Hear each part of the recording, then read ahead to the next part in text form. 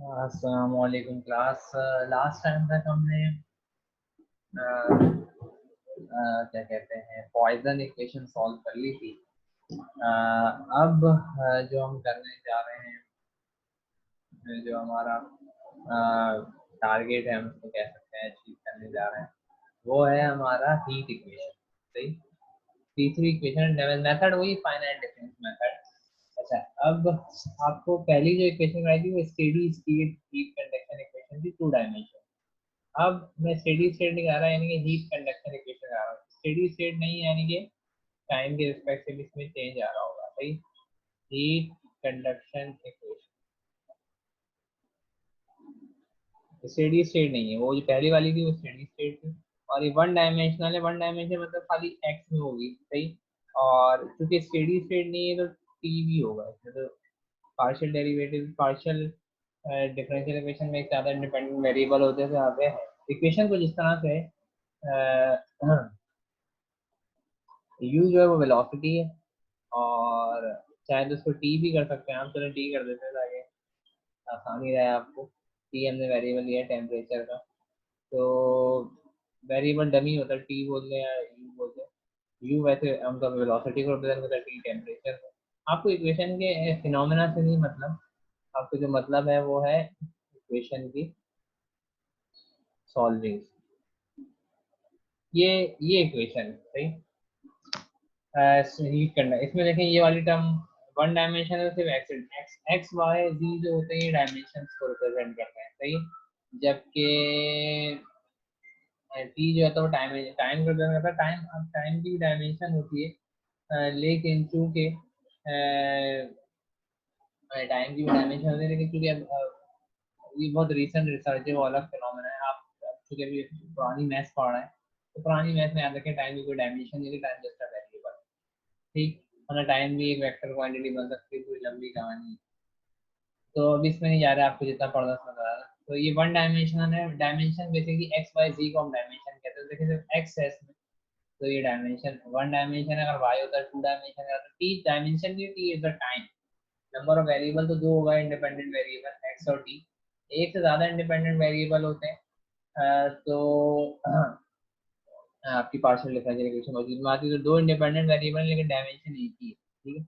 तो इसको कैसे सॉल्व करेंगे फाइनाइट डिफरेंस मेथड से, इसको देखिए। ठीक है।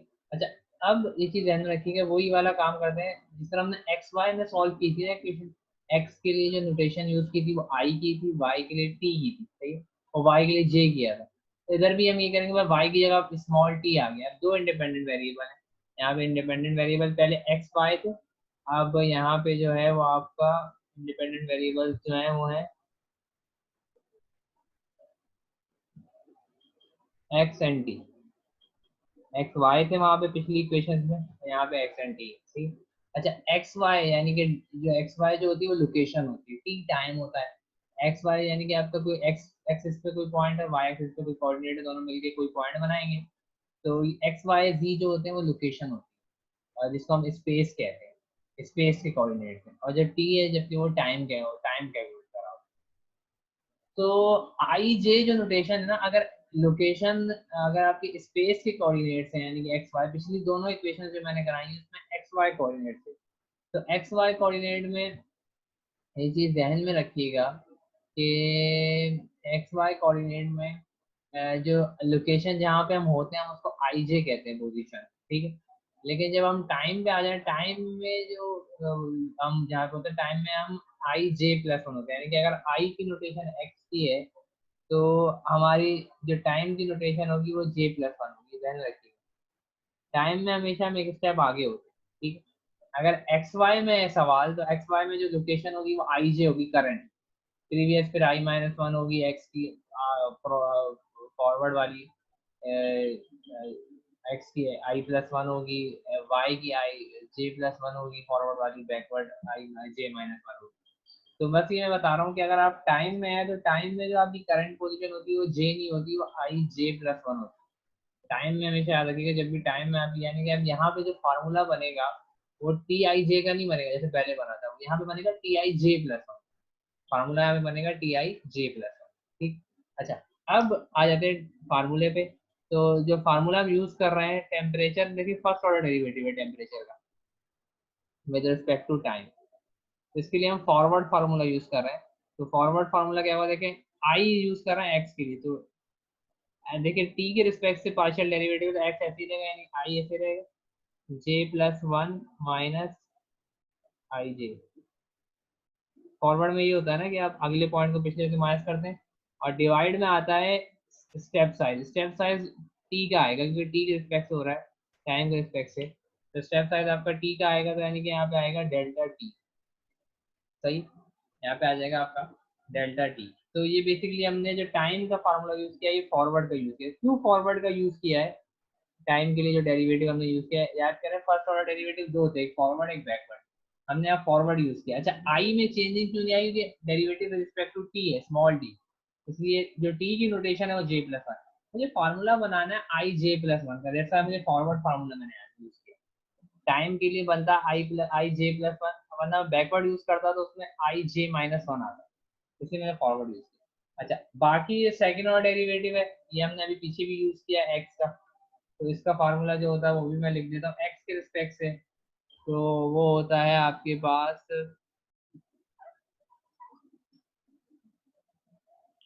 एक्स के रिस्पेक्ट से, देखिए अब आई में चेंजिंग है, Ti-1j -2Tij प्लस, ये फार्मूला मैंने आपको पीछे भी, इसकी डेरिवेशन नहीं की हमने, ठीक है, हमने पीछे भी इसको यूज किया,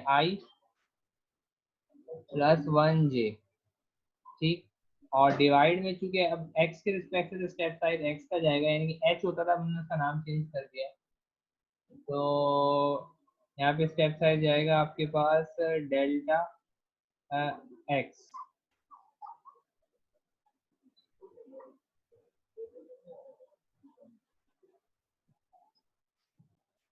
अच्छा भी क्लास, सॉरी बीच में थोड़ा सा मुझे काम आ जाता है, तो मैं इसलिए वीडियो पॉज कर देता हूँ। तो खैर हम वापस शुरू कर रहे हैं। तो ये सेकंड ऑर्डर एक्स का फार्मूला था, एक्स स्क्वायर है, ठीक। सेकंड ऑर्डर है तो इसमें स्क्वायर है, सेकंड ऑर्डर वाला हमने यूज किया है एक्स का डेरिवेटिव, ठीक। अच्छा वैसे इसका नाम होता है सेंट्रल फार्मूला, ये सेकंड ऑर्डर का सेंट्रल, और इसका जो ऑर्डर ऑफ कन्वर्जन, सभी सारे फार्मूले टेलर सीरीज से ड्राइव हुए हैं, ऑर्डर ऑफ कन्वर्जन 2 है। अच्छा ओ एच स्क्वायर नहीं होगा, एच चूंकि स्टेप साइज था, अब हमने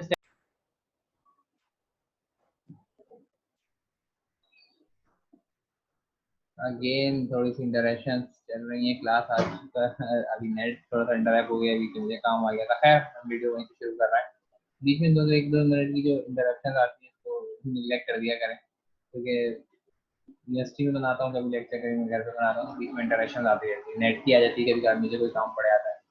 अच्छा खैर तो हम वहीं से शुरू कर रहे हैं। तो ये मैं ये कह रहा था कि ओ एच स्क्वायर सेंट्रल का सेकंड ऑर्डर डेरिवेटिव जो फार्मूला हम सेंट्रल का फार्मूला कहते हैं, उसका ऑर्डर ऑफ कन्वर्जेंस 2 होता है, लेकिन एच स्क्वायर नहीं होगा, क्योंकि अब पहले स्टेप साइज को मैं एच बोलता था, अब मैं उसको एच नहीं बोल रहा, अब मैं उसको डेल्टा एक्स कह रहा हूँ, तो यहाँ पे एच की जगह डेल्टा एक्स लगाया है। चलिए, तो अच्छा जो चीज हमने डेरिवेशन जिसकी नहीं की वो नहीं जुड़ा, फॉरवर्ड का जो ऑर्डर ऑफ कन्वर्जेंस 1 होता है, यहाँ पे ओ एच आता है, यानी कि ओ एच स्टेप है, स्टेप है ओ एच नहीं है, अब ये टी के रिस्पेक्ट से यहाँ डेल्टा टी, तो फॉरवर्ड में जो ऑर्डर ऑफ कन्वर्जेंस होता है वो 1 होता है। अब इन दोनों फार्मूले को मैं रिप्लेस कर दूंगा इसमें, जो आपका मेन फार्मूला है, ठीक है, तो उसमें रिप्लेस कर देते हैं। इक्वेशन आपके पास है derivative of temperature with respect to time is equal to c, जो है वो कांस्टेंट है, कोई भी कांस्टेंट हो सकता है, तो सवाल की नौइयत है क्या होगा, ठीक है, और ये आपका सवाल, ठीक, ये इक्वेशन है। अब मैं इसमें रिप्लेस करो, क्या कहते हैं टाइम का जो फार्मूला था वो ये रहा, जे की नोटेशन टाइम के लिए, सही ध्यान में रखिएगा, टाइम के जो डेरिवेटिव का फार्मूला वो ये रहा, फॉरवर्ड फार्मूला, और नीचे इसके साथ डेल्टा टी है, सही। और जबकि यहाँ पे जो फार्मूला है वो है, ये भी हमने किया है,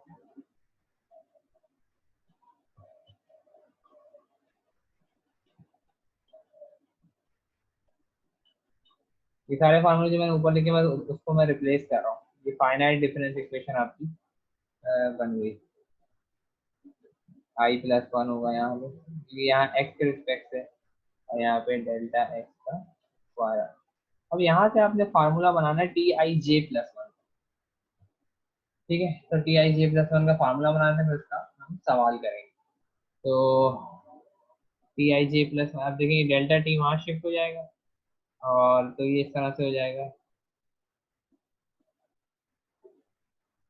ये आपका हो जाएगा T I J plus one और माइनस का टी आई जे, और यहाँ शिफ्ट हो गया ये, तो सी स्क्वायर डेल्टा टी इधर आ गया, और डिवाइड में यहाँ पे डेल्टा एक्स, छोटी सी डेरिवेशन है, इसका फार्मूला बना रहे हैं हम हीट इक्वेशन के। ऐसे फार्मूला अगर डायरेक्ट सवाल आता है तो फार्मूला को गिवन होंगे, डेरिवेशन आती है तो पहले डेरिवेशन करेंगे और फिर सवाल करेंगे। ठीक, अच्छा हमने याद रखिएगा टाइम, टाइम का डेरिवेटिव हमने फॉरवर्ड यूज किया, सही, और स्पेस का जो यानी कि एक्स का हमने सेंट्रल यूज किया, न्यूमेरिकल डेरिवेटिव। अच्छा खैर, ये चीज़ हो गई। अब यहाँ पे आपके पास मैंने डेल्टा एक्स को भी बाहर लिख दिया, डेल्टा एक्स के स्क्वायर, क्योंकि वो कांस्टेंट होगा, जो भी स्टेप साइज होगा वो आ जाएगा। और ये सॉल्विंग में बानिस्बत पिछली दो इक्वेशंस के बहुत आसान है, प्रोसेस में शुरू में काम लंबा है, बना अदरवाइज आसान है। अब ये टी आई जे जो है वो वहाँ शिफ्ट कर दें, तो ये माइनस का है तो वहाँ जाके ये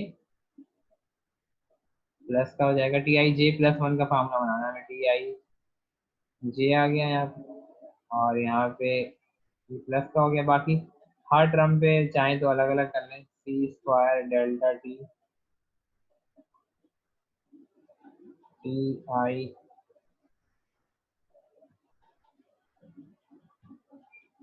और c square delta t upon delta x square, और ये हो गया टी आई जे, और प्लस का c square delta t upon delta x square को मैंने सबसे मल्टीप्लाई कर दिया हर टर्म,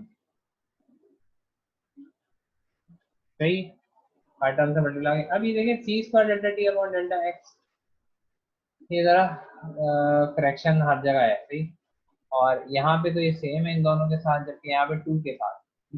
तो हम अपनी आसानी के लिए, जैसे हमने वहाँ पे पिछले सवालों में आसानी के लिए कहा था कि एक्स और वाई का स्टेप साइज सेम है, हमने कहा हमने ऐसा फैक्टर यूज करना है कि सी स्क्वायर डेल्टा डी, अभी सवाल में हम ये कर सकते हैं, हमने अजम्पशन की है कि हम ये चीज ऐसी यूज करनी है कि हमें हमेशा हम इसको हाफ के बराबर आए, हम इसको हाफ लेंगे हमेशा, डेल्टा यानी कि टी का स्टेप साइज एक्स का स्टेप साइज, डेल्टा टी जो है टी का स्टेप साइज है, डेल्टा एक्स जो है वो एक्स का स्टेप साइज है, और हमें इस तरह यूज करना है इसको, इसकी पूरी की वैल्यू वन अपॉइंट टू है, सी स्क्वायर जो सवाल में होगा, इक्वेशन में लिखा होगा सी स्क्वायर, तो हमने इस तरह यूज करना है कि ये हाफ के बराबर है। तो जहां जहाँ ये देखिए टर्म है वहाँ आप इसको हाफ कर रहे हैं, हाफ क्यों लिया, क्योंकि यहाँ तो ये हाफ हो जाएगा, यहाँ हाफ हो जाएगा, यहाँ ये टू से टू कैंसिल हो जाएगा, दैट्स व्हाई ये हाफ। ठीक, तो सॉल्व करने का एक तरीका, वैसा अगर ये ना भी करेंगे आप तो ये तब भी सॉल्व हो जाएगी इक्वेशन की, बस सिंप्लीफिकेशन करने की, अभी टाइम नहीं बचा ताकि मैं आपको ये हर केस करा दूँ, मैं बहुत सिंप्लीफाइड केस करा रहा हूँ।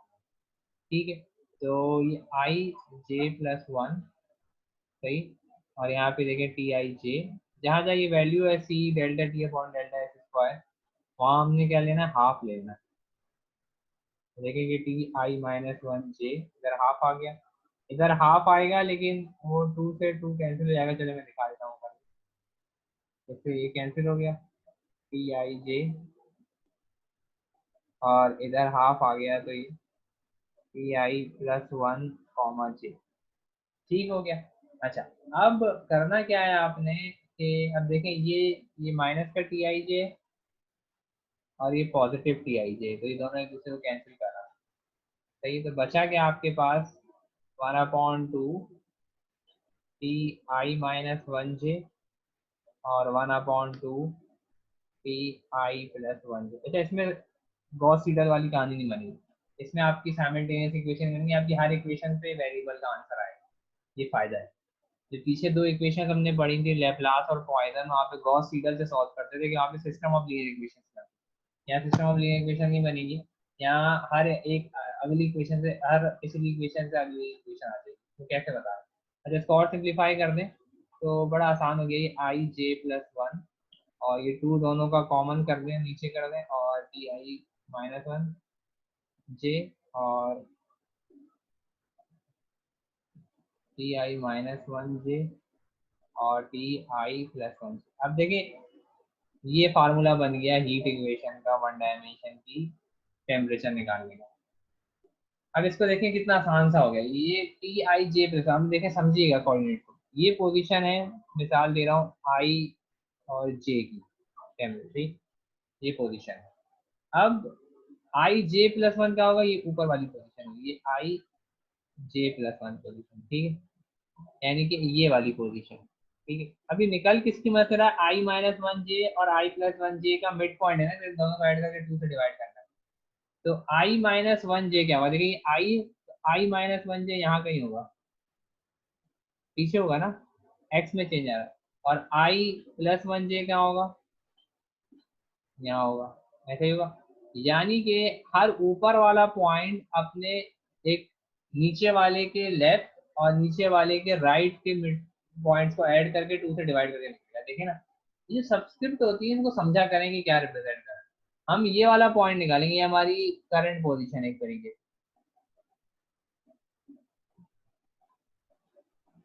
ये हमारी जो है वो करंट पोजीशन है,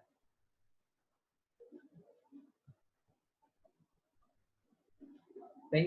अब ये करंट पोजीशन जो है, देखिए आई जे प्लस वन, ये बात ये निकल रही है, किसकी बनने के लिए, आई माइनस वन या आई प्लस, आई माइनस वन देखिए आई जे है, तो आई माइनस वन से एक्स में पहला क्या होता है, पीछे क्या होता है, लेफ्ट पे एक्स कम होता है और राइट पे एक्स बढ़ता है। तो देखिए जे तो ऐसे ही है, यानी कि हम एक्स एक्सिस पे ही है। आई माइनस वन जे हम यहाँ चले गए, आई माइनस वन यहाँ जे यहाँ चले गए, आई प्लस वन जे, आई प्लस टू होता तो यहाँ चले आते, जे प्लस टू होता तो ऊपर चले आते, जे माइनस वन होता तो नीचे आ जाते। एक तरीके से इस तरह से ही, ठीक। तो आई माइनस वन जे यहाँ है, यानी कि हर ऊपर वाला पॉइंट अपने नीचे वाले के इस वाले अपने नीचे वाले के राइट और नीचे वाले के लेफ्ट को ऐड करके, देखिए ये नीचे वाले का लेफ्ट है, नीचे वाले का राइट है, दोनों को ऐड करके टू से डिवाइड करके निकलेगा, सिंपल, ठीक।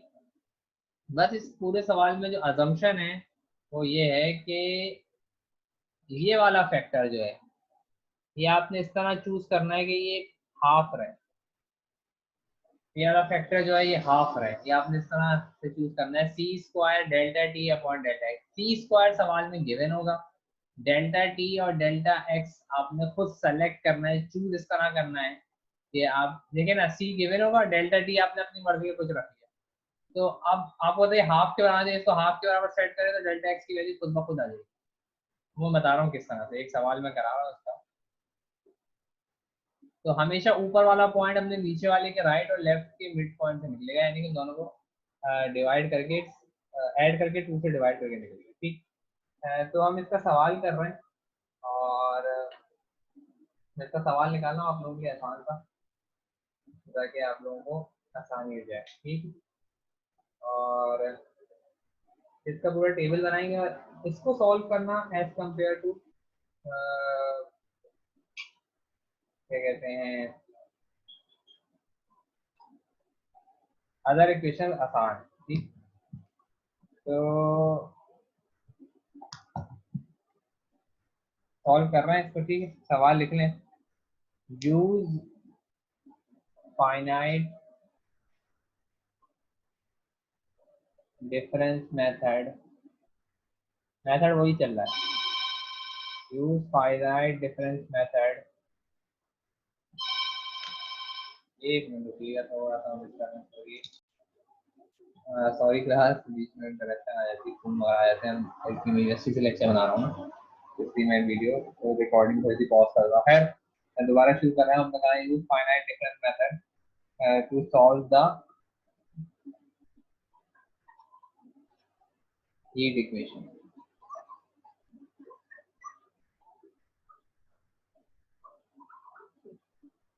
हीट इक्वेशन जो है वो आपके पास लिखी है। अच्छा इसमें देखिए, अब सी जो होता है ना, वो यहाँ पे जो ये चीज टर्म लिखी होती है, ये इसके साथ एक्स के डेरिवेटिव के साथ, तो यहाँ पे एक्स रिस्पेक्ट वो सी स्क्वायर होता है यहाँ। अब यहाँ पे सी स्क्वायर क्वेश्चन दिया तो ऑब्वियस है कि वन होगा, सही। यहाँ पे जो इक्वेशन दी है हमें सवाल में वो ये है, तो यहाँ पे जो उसके साथ लिखा होता है वो सी स्क्वायर होता है यहाँ पे, तो वो कुछ नहीं लिखा था, यानी कि सी वन है, सी स्क्वायर वन है, तो सी भी वन होगा, वन का स्क्वायर वन ही होता है, सही। और इनिशियल कंडीशन क्या है? इनिशियल कंडीशन अभी समझाता हूँ, कंडीशन कैसे यूज करनी है। इनिशियल कंडीशन जो है वो आपके पास है u ऑफ x जीरो, यानी कि अच्छा ये u में लिखिए, तो कंफ्यूज होने की जरूरत नहीं है आप लोगों को। टी की जगह उसने u यूज किया है तो सवाल में, तो ये मतलब जहाँ जहाँ टी है वहाँ u कर देंगे। सेमी वेरिएबल डिपेंडेंट वेरिएबल पहले टी था और उसने u कर दिया। तो कोई मसला नहीं, जहाँ जहाँ टी है बस u आ जाएगा। अब u निकलेगा, पहले टी निकलता था, अगर टी में इक्वेशन होती कैपिटल टी में टेम्परेचर निकलता। u में तो u भी यहाँ पे टेम्परेचर को रिप्रेजेंट कर रहा है, और अमूमन वैसे वेलोसिटी को रिप्रेजेंट करता है। तो खैर, तो x का डेरिवेटिव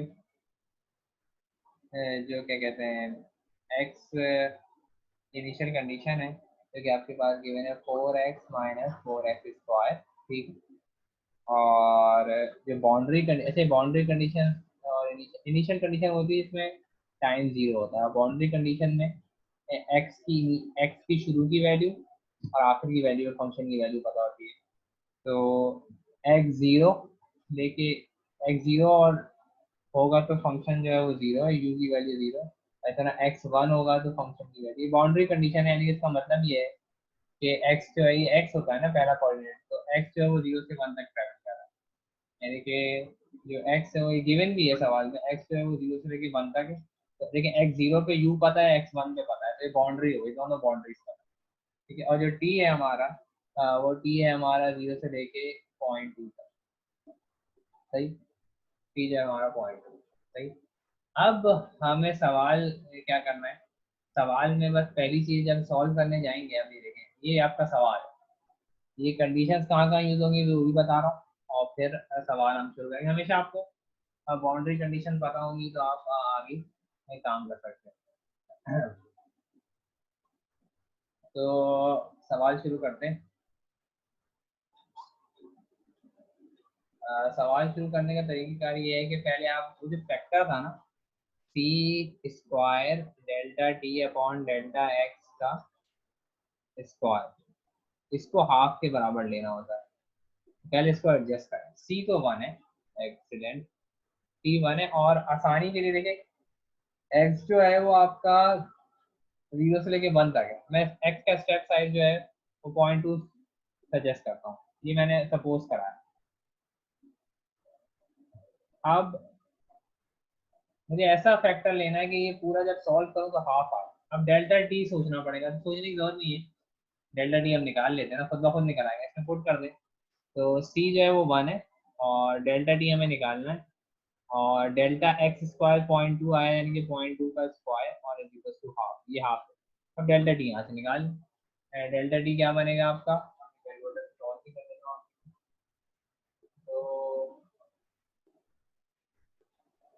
तो डेल्टा टी है आपका, वो बनेगा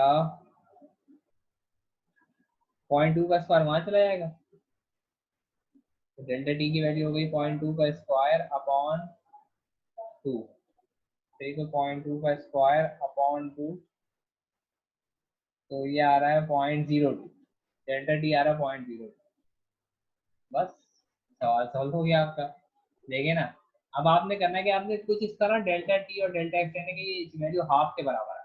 सी आपको सवाल से पता चल जाएगा, डेल्टा एक्स मैंने खुद चुन लिया, जब दो चीजें चुन ली इस इक्वेशन में, अब डेल्टा टी निकालना वो पुट करूंगा, तो मैंने डेल्टा टी निकाल लिया पॉइंट जीरो टू, सही। तो डेल्टा टी आ रहा है पॉइंट जीरो टू, ध्यान रखिए। अब आ जाते हैं, अब टेबल बना, तो टी है ना वो स्मॉल टी, वो बिल्कुल वाई की तरह रिस्पॉन्ड कर रहा है, ठीक।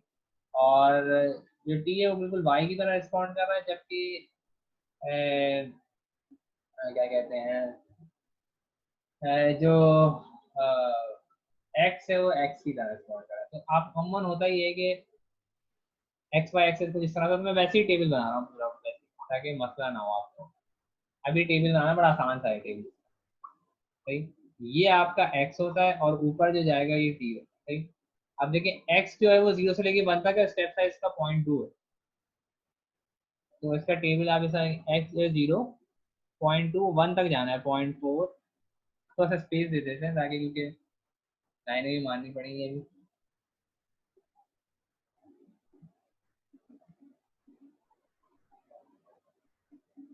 सही। तो 0.2, अच्छा एक 0.2, 0.4, 0.6, 0.8 और 1। एक्स जो है वो 0 से लेके 1 तक है और इस तरह से जा रहा है, ठीक। अब आ जाते हैं, ओहो हो, दोबारा बना दो। उसकी वजह ये है क्योंकि छोटा टेबल बन गया कि एक्स अभी 3 के ऊपर जाएगा ना, थोड़ा सा इसको बड़ा बना दो। टेबल बिल्कुल मैं उसी तरह से बना रहा हूँ कि जैसे एक्स वाई एक्सेस होते हैं, ये एक्स के पॉइंट्स होते हैं, ये एक्स के पॉइंट्स होते हैं, और ये वाई के होते हैं जो कि हमने टी पे लिए हुए हैं, सही। चाहे पे टी ही लेते हैं, सही। अब एक्स जो है वो 0, 0.2, चंद एक मैं बना दूंगा, बाकी आपने खुद बनाना है। 0.4, 0.2 का स्टेप साइज है एक्स का, देख लीजिएगा। डेल्टा एक्स जो है वो 0.2 है, सही। और टी जो है, टी का यानी कि डेल्टा टी, टी का जो स्टेप साइज ऊपर देखिए, टी जो है वो 0 से लेके 0.2 तक है, और स्टेप साइज है इसका 0.02। टी जरा लंबा जाएगा, 0.02। तो टी जो देखें यहाँ 0 आएगा, फिर 0.02 आएगा, फिर 0.04 आएगा, स्टेप साइज इसी से चलेगा, फिर 0.06 आएगा, फिर 0.08 आएगा, और फिर 0.1 हो जाएगा। इस 0.02 का स्पेस रखना है, ठीक है। और इस तरीके से फिर 0.12 आ जाएगा, फिर 0.14 आ जाएगा, एंड सो ऑन। ये 2 तक जाएगा, 0.02 तक, 0.2 तक, सही। 0.2 तक जाएगा, सही। अच्छा, अब इस पे अगर हम ग्रिड बना ले तो ज़्यादा आसानी हो जाएगी। ये 0 का ग्रिड आ गया, फिर 0.2 का आ गया, 0.4, 0.6, 0.8, 1। और इस तरीके से फायदा ये होगा कि अब बाउंड्री कंडीशन भी आपको बता रहा हूँ कैसे यूज करनी है।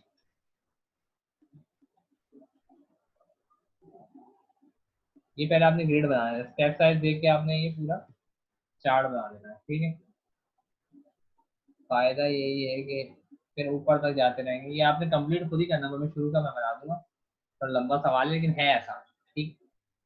अच्छा, अब आ जाते हैं कंडीशंस। कंडीशन क्या कह रही है कि जब एक्स 0 और टी कुछ भी हो, टी का मतलब टी कुछ भी हो, तो यू की वैल्यू 0 है। एक्स 0, अब एक्स 0 देखे कहाँ पे, एक्स 0 का ये पूरा कॉलम एक्स 0 का, ये एक्स 0। तो टी कुछ भी हो, एक्स 0 पे यू की वैल्यू दी है, तो ये जो वैल्यूज है ये यू की है। तो यानी कि यहाँ ये बाउंड्री कंडीशन आ गई, सिंपल। एंड सो ऑन, ऊपर तक जा, ठीक। इस तरीके से वो कह रहा है कि जब आपके पास x1 हो और t कुछ भी हो, तो तब भी u की वैल्यू 0 है, सही। x1 का कॉलम कौन सा है, x1 का कॉलम ये है,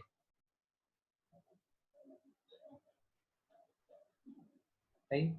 x1 का कॉलम ये पूरा है, सही। इसमें क्या है, x1 और t कुछ भी हो, सब में 0 लेना है।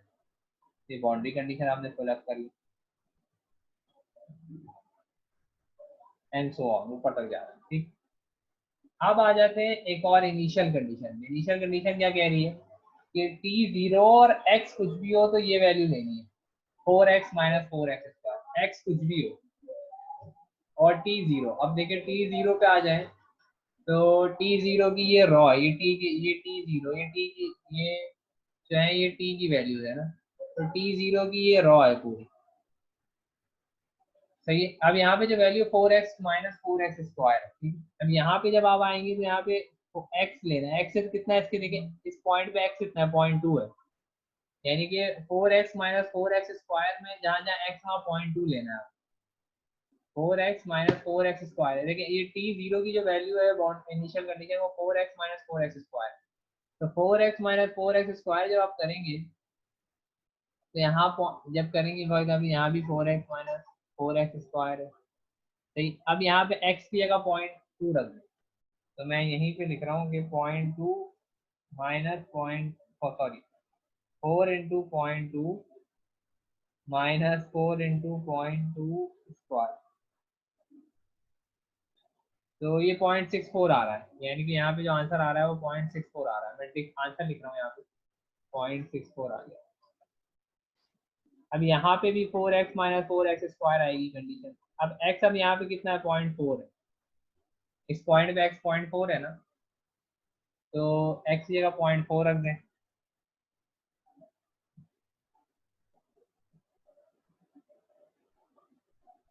तो यहाँ 0.96 आ रहा है आंसर।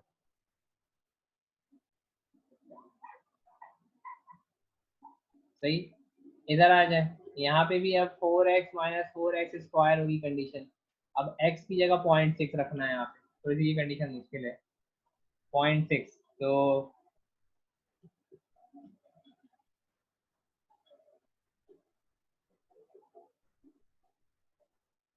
तो ये भी आपका 0.96 आ रहा है।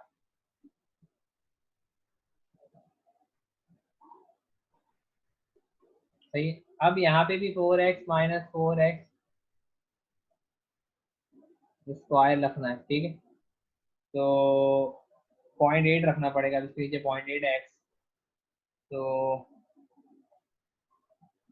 0.8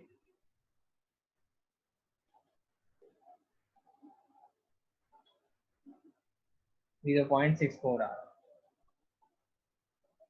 सही, अच्छा अब चाहे तो आप इधर भी चेक कर लें, इधर भी 4x स्क्वायर माइनस 4x करेंगे तो ये 0 बनेगा। x1 है, अब इसके नीचे 4x x1 हुआ तो 4 माइनस 4x स्क्वायर यानी कि 1 का स्क्वायर 1, तो 4 - 4 ये 0 हो गया। ये सही है यहाँ, इस तरह यहाँ पे भी देखिए 4x माइनस 4x स्क्वायर यहाँ पे फिट करें, x 0 है यहाँ, तो x 0 होगा तो 4x भी 0 हो जाएगा, 4x स्क्वायर भी 0 हो जाएगा, यानी कि ये सही है। तो ये आपने पहला टेबल बना लिया। अब आ जाते हैं अगले पे, अब जो काम है वो खत्म, अब जो हीट इक्वेशन सॉल्व करने का तरीके का है। अब आ जाता है ये वाला पॉइंट निकालना है, ये बाउंड्री कंडीशन हो गई, फुल खत्म काम है। अब टेबल आपने पूरा भरना है, टेबल ऊपर तक जाएगा, ये ध्यान में रखिएगा 0.2 तक जाएगा टेबल, ये आपने कंप्लीट करना है, ठीक। मैं थोड़ा सा इसकी हिंट देता जा रहा हूँ कि किस तरह करना है, लेकिन करना आप लोगों ने खुद ही। सही, अच्छा अब करना क्या, अब ये वाला पॉइंट निकालना है। लेकिन होता क्या है, मैंने आपसे बताया था कि ये वाला पॉइंट 1 तो नहीं बनाता मैं, ये वाला पॉइंट निकालना है। ये होगा कि इसके ये वाले पॉइंट का और इस वाले पॉइंट का मिड पॉइंट निकलेगा। मैंने आपको भी बताया था ना, पीछे चलते हैं देख लेते हैं कि इसको सॉल्व करने का तरीकेकार ये है कि आप जब भी ये वाला पॉइंट ऊपर का पॉइंट निकालेंगे तो इसके राइट वाला और इसके सॉरी इसके लेफ्ट वाला, ये लेफ्ट वाला है, और इसके राइट वाला, दोनों को ऐड करके 2 से डिवाइड करना है। तो बिल्कुल यही काम आपने वहाँ टेबल में भी यही हो रहा है, देखिए ऐड करके आपने 2 से डिवाइड करना है। तो अब बार बार आपको हर नीचे वाले 2 पॉइंट ऐड करके 2 से डिवाइड करना होगा आपको, ठीक है। तो यानी कि इस पोजीशन के लिए मुझे ये वाला पॉइंट और ये वाला पॉइंट ऐड करके 2 से डिवाइड करना है, ठीक। मैं मिटा रहा हूँ, यानी कि 0 + 0.96, यानी कि 0 + 0.96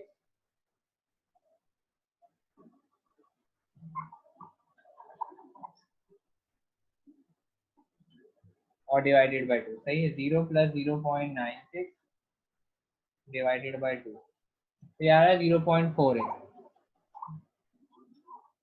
अब इस वाले पॉइंट पे आ जाते हैं। इस वाले पॉइंट के लिए किसको करना पड़ेगा, इस वाले को और इस वाले को ऐड करके 2 से डिवाइड करना पड़ेगा, यानी कि 0.64 प्लस 0.96 डिवाइडेड बाई 2, तो ये 0.8 आ रहा है। मैं यहाँ लिख देता हूँ, ये 0.8 आ गया। सही, अब इस वाले पॉइंट के लिए चाहिए तो अब ये वाला पॉइंट और ये वाला पॉइंट होगा, यानी कि 0.96 प्लस 0.64 और डिवाइडेड बाई 2, दोनों को ऐड करके डिवाइड 0.8 आ रहा है इसका भी आंसर। तो एक्स्ट्रा चीजें मिटाए 0.8। सही, अब इस वाले पॉइंट के लिए आपने ये ऐड करना है और ये ऐड करना है। सही, यानी कि 0.96 प्लस 0.96 ही रहेगा डिवाइडेड बाई 2, तो ये आ रहा है 0.48। देखिए इस तरह आपने ये टेबल कंप्लीट करना, कितना आसान है टेबल कंप्लीट करना। इसमें गॉस सीडर वीडर नहीं लगाना, आपने सारा टेबल कंप्लीट कर, ठीक। और आगे आ जाते हैं। अब इस वाले पॉइंट के लिए क्या करना पड़ेगा, ये वाला पॉइंट और ये वाला पॉइंट ऐड होके 2 से डिवाइड हो, यानी कि 0 प्लस 0.8 डिवाइडेड बाई 2, तो ये आ रहा है 0.4। देखिए अगर बाउंड्री कंडीशन नहीं पता होती तो आप ये निकाल नहीं पाते। पहले जब भी मैंने पहले बाउंड्री बनाई, पहले वो फैक्टर रखें, उस फैक्टर को साथ चूज करें। कोशिश करूंगा कि मैं पेपर में आपको वैल्यूज दे दूं डेल्टा एक्स की भी और उसकी भी, ताकि वो फैक्टर हाफ ही रहे, सही, ताकि आपकी आसानी रहे। अच्छा खैर, वरना आप हर कोई फैक्टर अपने साथ चूज करें, इस तरह भी फैक्टर चूज करेंगे, आपका सवाल है वो कम से कम रहे, ठीक। अच्छा 0.4 हो गया ये जो फैक्टर है। अच्छा ये तो खैर आगे मैं दोबारा सवाल के बीच में ये जो फैक्टर है ना, ये हाफ आना चाहिए, तो इसमें सी आपको सवाल में गिवन होगा। मैं कोशिश करूंगा डेल्टा टी और डेल्टा एक्स आपको सवाल में दे दूं, ताकि हर हर किसी की जो रेशियो है वो सेम ही रहे, यानी कि डेल्टा टी और डेल्टा एक्स सेम रहे। ये हाफ के बराबर आएगा तो सवाल आगे चलेगा, ठीक। अच्छा खैर, ये चीज हो गई। अब आ जाते हैं ये वाले पॉइंट पे। इस वाले पॉइंट पे देखिए कैसे निकलेगा कि ये वाला पॉइंट और ये वाला पॉइंट ऐड होकर 2 से डिवाइड होगा, यानी कि 0.48 प्लस 0.8 डिवाइडेड बाई 2, तो ये आ रहा 0.64।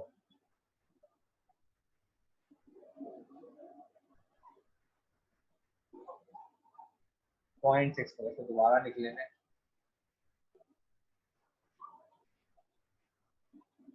सही। और जब इस वाले पॉइंट पे आएंगे तो इस वाले पॉइंट में ये और ये डिवाइड होंगे 2 से, यानी कि 0.8 प्लस 0.48 और डिवाइडेड बाई 2, तो ये भी 0.64 आ रहा है। अच्छा अब ये टेबल जो बना इसका मतलब क्या है, इसका मतलब देखिए ये आ रही है बेसिकली टेम्परेचर की वैल्यू। फॉर एग्जाम्पल मैं आपसे पूछूं कि ये वाला टेम्परेचर क्या रिप्रेजेंट कर रहा है 0.6, आप बताएंगे। जब x जो है वो 0.6 हो और t जो 0.04 हो, तो टेम्परेचर ये है 0.6 हो, तो ये रिप्रेजेंटेशन है। जैसे हम एक्स वाई की, मैं आपसे बोलता हूँ कि भाई ये वाला पॉइंट क्या रिप्रेजेंट कर रहा है, आप कह रहे हैं जब एक्स 1 हो, मिसाल दे रहा हूँ, और टी 3 है, तो वो ये पॉइंट रिप्रेजेंट करेगा। इसी तरीके से आपने ये बताना है कि इस एक्स और इस टी पे ये टेम्परेचर टेम्परेचर यहाँ पे बेसिकली यू रिप्रेजेंट कर रहा है। हो सकता है किसी फिनोमेना में वेलोसिटी को रिप्रेजेंट कर रहा है, क्योंकि हम हीट इक्वेशन पढ़ रहे हैं तो मैं इसको टेम्परेचर ही सपोज कर रहा हूँ, ये टेम्परेचर। हमें फिजिकल फिनोमेना में इतना जाना भी नहीं है, और इसकी थीम को समझ लीजिए, ठीक। अच्छा अब एक और पॉइंट निकाल लेते हैं, बस थोड़ा सा मैं टेबल ऊपर तक कंप्लीट करूँ, बाकी आप लोगों को करना है। अब इसके लिए मुझे ये और ये ऐड करना है, सही, यानी कि 0.8 और 0 ऐड करना है, 0.8 और 0 ऐड करके 2 से डिवाइड करना है, जो कि 0.4 आ जाए। चाहे तो कैलकुलेटर पे भी आप a प्लस बी अपॉन 2 का फार्मूला फीड कर लें, और a और b चेंज कर दे रहे हैं, a और b, क्योंकि आपको बार बार 2 को ऐड करके 2 से डिवाइड करना है, ठीक। अच्छा अब इस पॉइंट पे आ जाते हैं।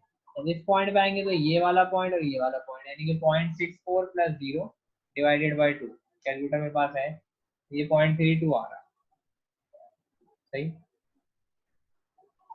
0.32, सही। इसी तरीके से अब ये वाले पॉइंट पे जब आएंगे तो ये वाला पॉइंट और ये वाला पॉइंट, यानी कि 0.4 और 0.64 ऐड होंगे और 2 से डिवाइड हो जाएंगे, यानी कि 0.52 आ रहा है, 0.52 आ रहा है,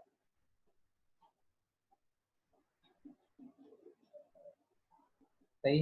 अब 0.6 इस पॉइंट के लिए 0.64 ऐड होगा, 0.4 ऐड होगा, 0.64 प्लस 0.4 और डिवाइडेड बाई 2, तो ये 0.52 हो गया,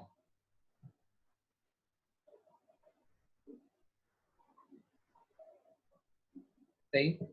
और इस पॉइंट के लिए ये 0.64 और इस तरफ 0 ऐड होगा, और 2 से डिवाइड होना लाजमी ध्यान रखिएगा, 0.32 आ जाएगा, सही। एक और रो कंप्लीट कर लेते हैं। मैं ऊपर तक कर रहा हूँ, ये बाकी आपने करना है, थोड़ा बड़ा टेबल है तो समझाने की हद तक है बस, क्योंकि आखिरी टॉपिक है, हमारा टाइम बच गया काफ़ी, और हमारे साथ यहाँ पे कोर्स भी कंप्लीट है, का एक सवाल काफ़ी है। और बस और कोई टॉपिक नहीं है, एक ही मेथड था, एक मेथड हमने 3 इक्वेशन सॉल्व किए, 3 इक्वेशन आपके पेपर में आ सकती है। पहली की हमने steady state heat conduction equation, जिसमें टाइम का डेरिवेटिव नहीं था, फिर पॉइसन इक्वेशन की और फिर हीट इक्वेशन की 1 डायमेंशन। तो 3 इक्वेशन हमने की हैं और इन तीनों इक्वेशन में हर तीनों का अलग अलग तरीका है सॉल्व करने का। मेथड तो सेम ही है, फाइनाइट डिफरेंस मेथड, लेकिन तरीके अलग अलग है। शुरू की 2 इक्वेशन में गॉस सीडल लग रहा है, गॉस सीडल के थ्रू सॉल्व होती है। यहाँ पे सिस्टम ऑफ लीनियर इक्वेशन होता है, यहाँ पे देखें गॉस सीडल नहीं लग रहा, तो यहाँ पे सिस्टम ऑफ लीनियर इक्वेशन के थ्रू ही सॉल्व होती है। यहाँ पे आप हर पिछले 2 पॉइंट की वजह से अगला पॉइंट आ रहा है। तो खैर अब ये वाला पॉइंट चाहिए मुझे, तो ये 0 और 0.52 ऐड होंगे और 2 से डिवाइड हो जाएगा। 0 और 0.52 ऐड होंगे और 2 से डिवाइड होंगे, पॉइंट का 26 आएगा।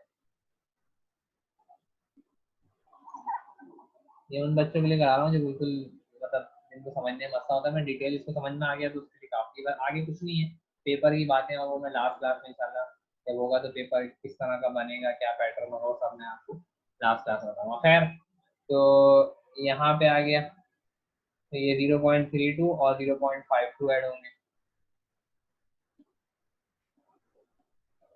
और 2 से डिवाइड हो जाएंगे, 0.42 आ रहा है।